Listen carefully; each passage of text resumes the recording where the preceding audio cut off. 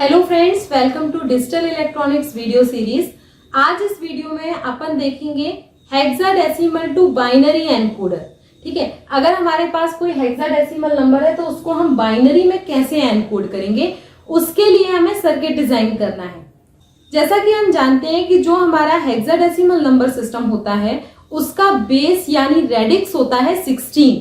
ठीक है, हेक्साडेसिमल का बेस होता है 16 और इसमें 16 डिस्टिंक्ट डिजिट होते हैं जिनकी रेंज होती है 0 से लेकर F तक। ठीक है, ये सब हमें मालूम है। अब बाइनरी नंबर जो है उसका हमारा बेस होता है 2। बाइनरी नंबर सिस्टम का बेस होता है 2। अगर हमें किसी हेक्साडेसिमल नंबर को बाइनरी में कन्वर्ट करना है तो हम कैसे करेंगे? हमें मालूम है 2 raised to the power 4 equal to होता है 16, यानी 16 हेक्साडेसिमल का बेस है, 2 हमारे बाइनरी का बेस है। तो इससे हम कह सकते हैं कि हम 4 बाइनरी डिजिट की हेल्प से एक हेक्साडेसिमल नंबर को रिप्रेजेंट कर सकते हैं। ठीक है, ये सारे हमारे बेसिक कंसेप्ट हैं जो हमें पता है। अब इस थ्योरी पे बेस्ड हम सबसे पहले अपना एक ब्लॉक डायग्राम बना लें। तो यहाँ पे आप बनाइए हेक्साडेसिमल टू बाइनरी एनकोडर का block diagram. Hexa to binary, क्योंकि हम सबसे पहले यही करते हैं, अपना ब्लॉक डायग्राम बनाते हैं जो हमारा टॉपिक का बेसिक कंसेप्ट होता है उस पे। ठीक है, तो हेक्साडेसिमल हमारे इनपुट होंगे।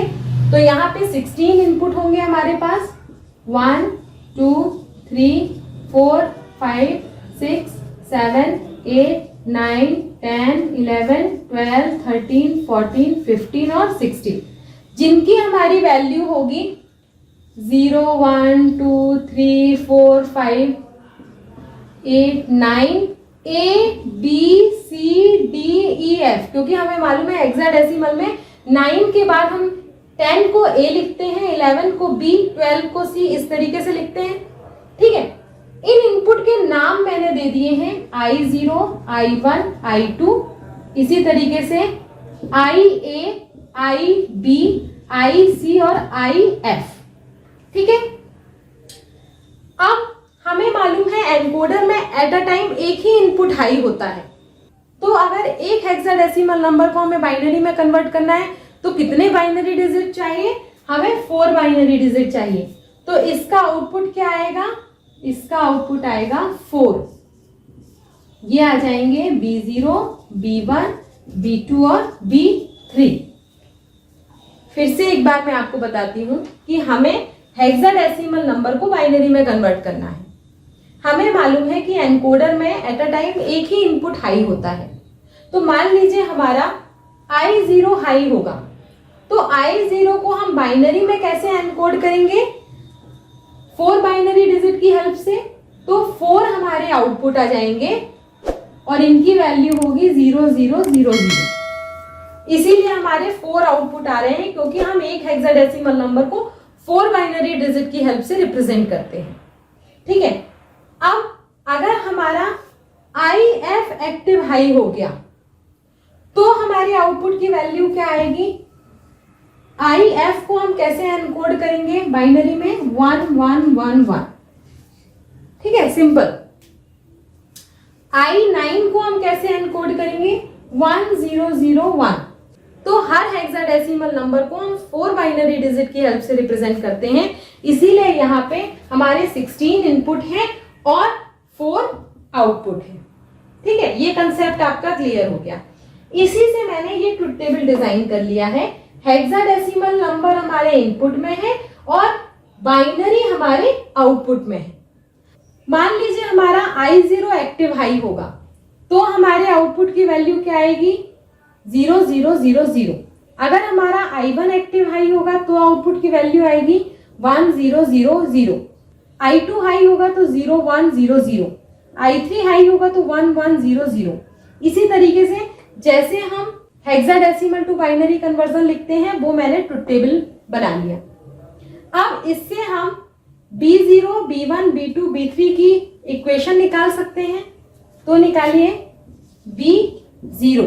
B0 में देखिए सारे ऑड नंबर, यानी I1, I3, I5, I7, I9, IB, ID और IF एक्टिव हाई है।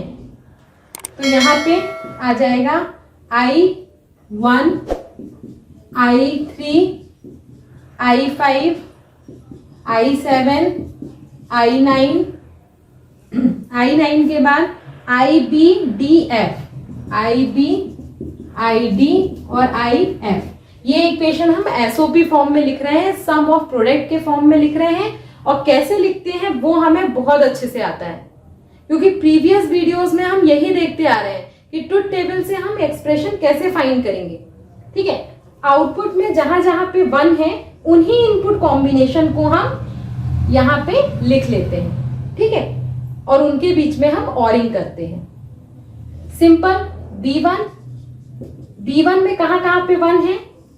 I2 I3 में, I6 I7 में, I2 plus I3, I6 plus I7, IA IB में तो IA IB और IE IF में IE और IF। ये B1 आ गया। इसी तरीके से B2 में कहां कहां 1 है? I4 से I7, I4, I5, I6 और I7 और IC से IF, IC, ID, IE और IF। ठीक है, अब B1 में देखिए कहां कहां पे 1 है? तो I8 से IF तक, I8, I9, IA, IB, IC, ID, IE, IF। तो ये हमारे आउटपुट की इक्वेशंस आ गई। इन इक्वेशन को और गेट की हेल्प से आप इजीली इंप्लीमेंट कर सकते हो। तो अब आप वीडियो को पॉज करिए और इसको इंप्लीमेंट करिए। ठीक है, मैं आपको यहाँ पे इंप्लीमेंट करके बताऊंगी, लेकिन उसके पहले आपको ये कोशिश करनी है, क्योंकि हम बहुत सारे इंप्लीमेंटेशन ऑलरेडी कर चुके हैं। तो वीडियो को पॉज करिए और इंप्लीमेंटेशन स्टार्ट करिए। ये देखिए, हमने अपने सारे इनपुट लिख लिए I0 से I7। हमें 4 और गेट की जरूरत पड़ेगी, B0, B1, B2 और B3 के लिए। ठीक है, तो यहां से ये और गेट है, इससे हमें B0 मिलेगा, एक और गेट से हमें B1 मिलेगा, एक और गेट से B2 मिलेगा और एक से हमें B3 मिलेगा।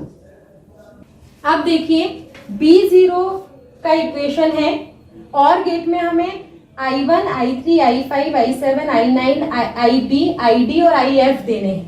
ठीक है, हमें देना है I1, I3, I5, I7, I9, IB, ID और IF। ठीक है, इसी तरह IB में देखिए, IB में हमें देने हैं I2, तो हम I2 से स्टार्ट करेंगे और ये इनपुट दे देंगे, और रेड मार्क से आप वो पॉइंट शो कर दीजिए जो जो इनपुट हमें देने हैं, क्योंकि अगर आप बहुत ज्यादा वायरिंग करोगे तो कॉम्प्लिकेशन बहुत बढ़ जाएगा। ठीक है, तो यहाँ पे B1 में देखिए I2 I3, I2 I3, I6 I7, IA IB, IE and IF। ठीक है, बिल्कुल क्लियर समझ में आ रहा है कि हम और गेट में क्या इनपुट दे रहे हैं। अब उसके बाद B2 के लिए I4 से स्टार्ट करिए। ये अब मार्क कर दीजिए I4, I5, I6, I7, IC, D, E और F। ठीक है, अब B3 के लिए देखिए I8 से स्टार्ट करना है, तो ये हमारा I8 है, I8, I9, पूरा IA, IB, IC, ये सारे हमारे एक्टिव हाई होंगे। तो तो इस तरीके से देखिए हमने बहुत easily hexadecimal to binary encoder जो है वो डिजाइन कर लिया। ये सर्किट बहुत इंपॉर्टेंट है, बहुत ज्यादा पूछा जाता है आपके सेमेस्टर एग्जाम्स में, तो इस टाइप के प्रैक्टिस जरूर कर लीजिएगा। और अगर वीडियो अच्छा लगा हो तो इसे लाइक करें, अपने फ्रेंड्स के साथ शेयर जरूर करें और मेरे चैनल को सब्सक्राइब जरूर करें। Stay continue, keep watching, keep supporting, bye bye.